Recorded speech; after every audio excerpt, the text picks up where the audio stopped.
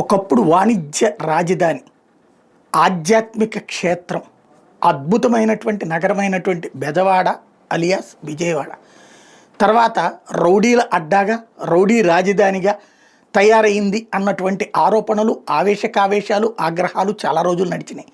దాదాపు 4 దశాబ్దాల పాటు బెజవాడను వడికిచ్చినాయి.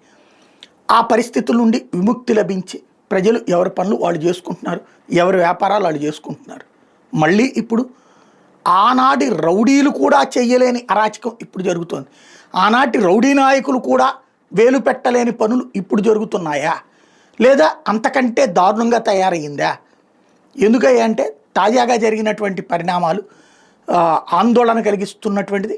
అందులో నెంబర్ 1 వచ్చేటప్పటికి మొన్న శాతవాహన కళాశాల ల్యాండ్ని, దాదాపు 100 కోట్ల విలువైనటువంటి ల్యాండ్ని ఆ ప్రిన్సిపాల్నే కిడ్నాప్ చేయటం ఆలపాటి రాజేవాళ్ళు. ఆ తర్వాత ఆయన్ని విడుదల చేసిన తర్వాత ఆయన ఓపెన్గా స్టేట్మెంట్ ఇచ్చిన కేసు లేదు, పాడు లేదు. ఆ తర్వాత ఆ కాలేజీనే కూల్చేశారు.